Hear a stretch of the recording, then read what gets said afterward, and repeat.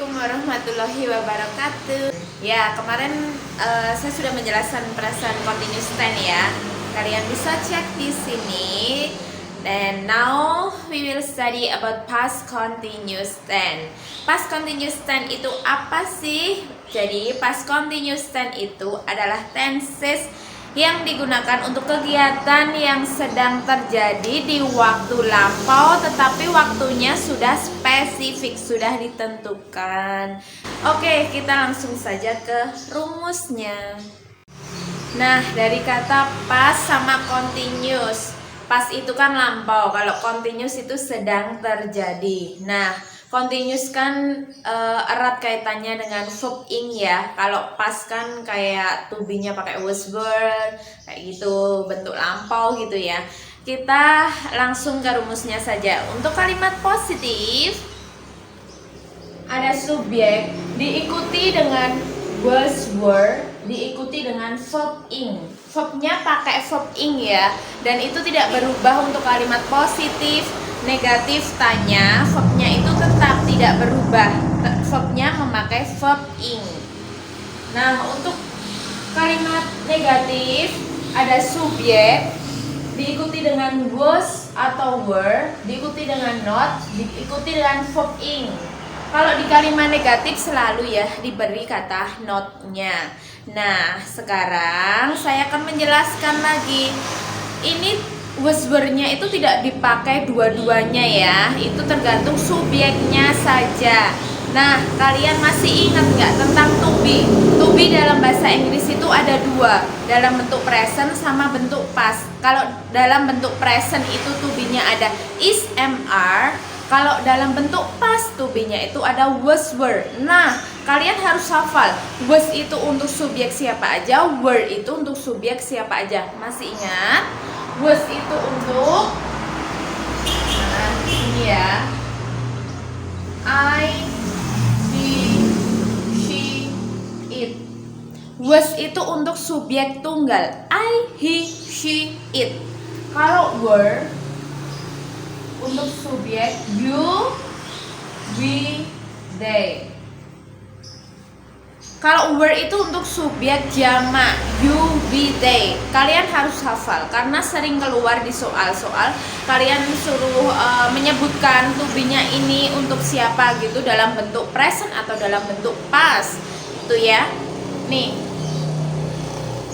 Jadi dalam past continuous tense ada was were-nya itu tidak dipakai dua-duanya, tetapi kalian milih salah satunya saja, was atau were, itu tergantung dengan subjeknya. Nah, sekarang untuk kalimat tanya rumusnya.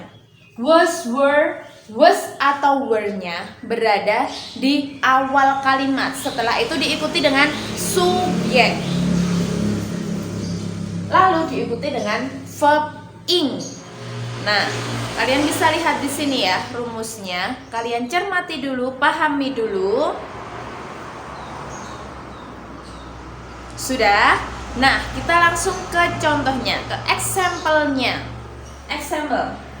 Untuk kalimat positif, subjek, kita harus nurut dengan rumusnya. Yang pertama adalah subjek. Ya, kita nulis subjeknya. Mr. Smith was, pilih salah satu, was. Kenapa was? Karena Mr. Smith itu adalah Pak Smith. Pak Smith itu kata gantinya he, jadi tunggal dia memakai to be was. Was reading. Nah, ini verb ing-nya. Setelah was atau were itu diikuti dengan verb ing. Selalu ya, past continuous tense itu memakai verbnya memakai verb ing.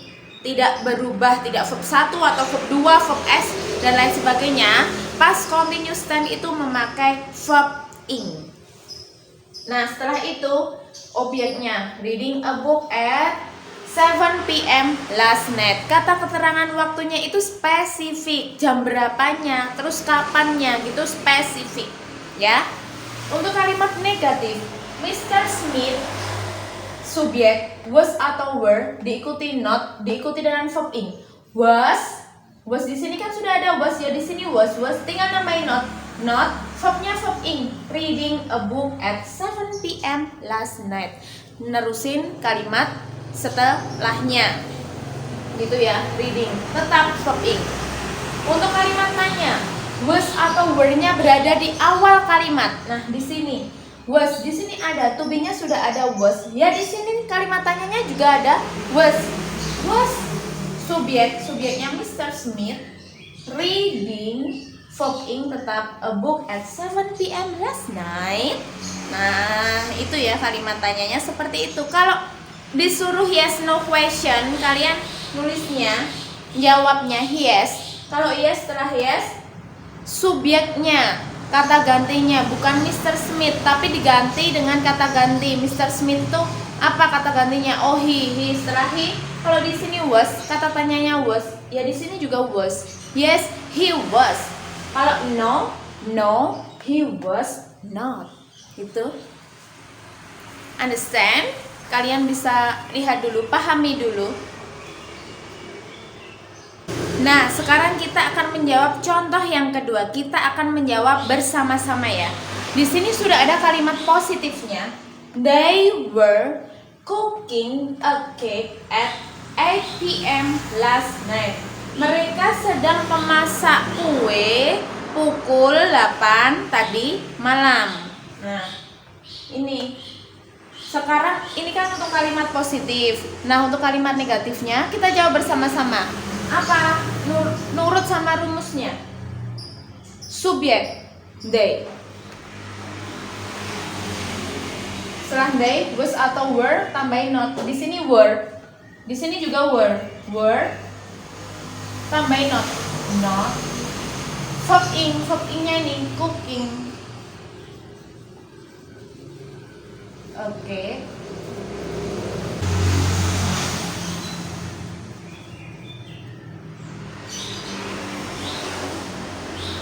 They were not cooking a cake at 8 p.m. last night. Tinggal nerusin aja kata selanjutnya. Untuk kalimat tanya, was were-nya berada di awal kalimat. Di sini to be-nya apa? Were. Di sini juga were. Were, setelah itu subjek they. Subjeknya they. When they, terus verb ing. Verb ing-nya ini cooking. Oke.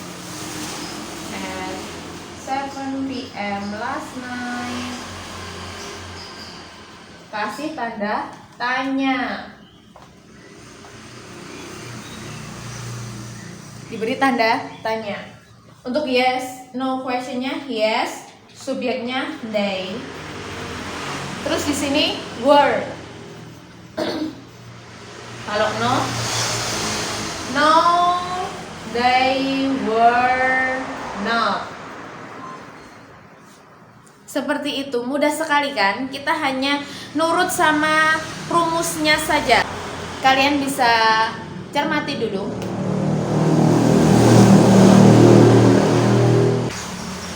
Nah, past continuous tense juga bisa digunakan untuk kegiatan yang masa lampau tapi diinterupsi dengan kegiatan yang lainnya. Nah, kata penghubungnya memakai when sama while. Tapi di sini saya akan menjelaskan tentang penggunaan when dulu ya. Di sini sudah ada rumusnya untuk penggunaan when. When plus subject plus verb 2 koma, subjek plus was atau were plus verb ing. Terus dibalik juga bisa. Subjek plus was were-nya ini yang di sebelah sini itu diletakkan di depan. Ini bisa. Tapi nanti tidak ada komanya. Langsung when. Subjek plus verb 2. Langsung ke contohnya saja biar kalian tidak bingung ya. Ini contoh yang pertama, memakai when-nya berada di awal kalimat. Jadi nanti dikasih tanda koma seperti rumusnya yang pertama yang A. When she slept, I was coming. Nah, when sama subjek she, verb 2-nya slept. Setelah itu tanda koma. Koma sama subjek I was, pakainya was, verb ing coming. Segitu. Terus yang kedua, yang B, dibalik aja. I was coming when she sleep. Untuk yang kedua itu tidak ada komanya karena when-nya diletakkan setelah main clause-nya. Kalian bisa pahami dulu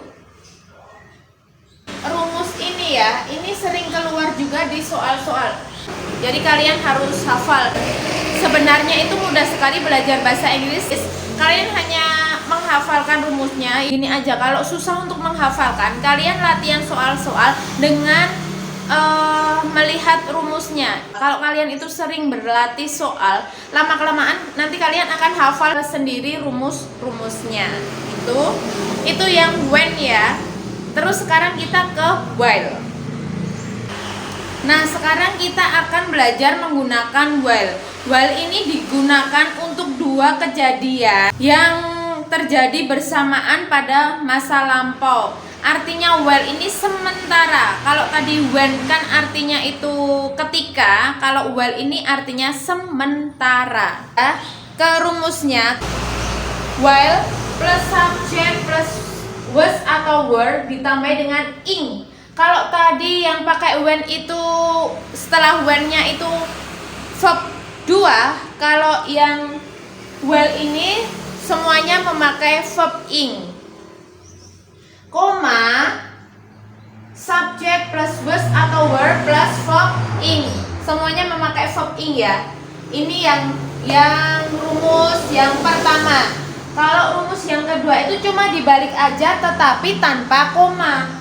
Subject plus was were ininya yang sini tuh berada di awal sini. Setelah itu while-nya ditaruh di setelah main clause, jadi tidak ada komanya. While plus subject plus was were plus verb ing, semuanya memakai verb ing. Ke contohnya. Yang pertama, while you were sleeping, your mother was cooking in the kitchen. Sementara kamu itu tertidur, ibumu sedang memasak di dapur. Itu ya. Nah, sekarang yang B, yang rumus B-nya dibalik aja. Your mother was cooking in the kitchen while you were sleeping. Perbedaannya tuh cuma di komanya saja. When atau while-nya itu setelah main clause itu tidak ada komanya. Jadi perbedaannya cuma di komanya saja. Kalian harus hafal rumusnya yang ini. Kalian harus hafal rumus yang when sama while-nya karena soal SMP sama SMA itu nanti juga ada seperti ini. Kalian mengisi titik-titiknya menurut rumus yang seperti ini, gitu. Kalian pahami dulu ya.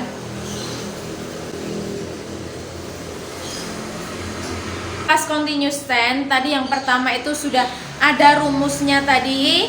Yang subjek plus was were plus verb ing tadi. Untuk yang kedua itu ada when sama while-nya. Itu juga sering keluar di soal-soal di SMP, SMA itu sering keluar soal seperti itu. Jadi kalian harus sering berlatih mengerjakan soal-soal, latihan soal-soal. Sebenarnya tuh mudah belajar bahasa Inggris kalau kalian sering berlatih. Itu yang pertama itu kalian nanti sudah bisa hafal rumus-rumusnya. Yang kedua menambah vocabulary kalian. Jadi tidak usah susah-susah.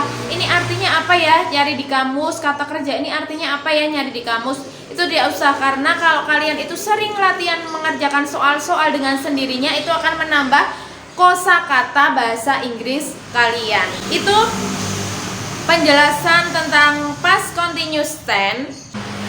Dan tetap semangat dalam belajar dan selalu rajin untuk mengerjakan latihan-latihan.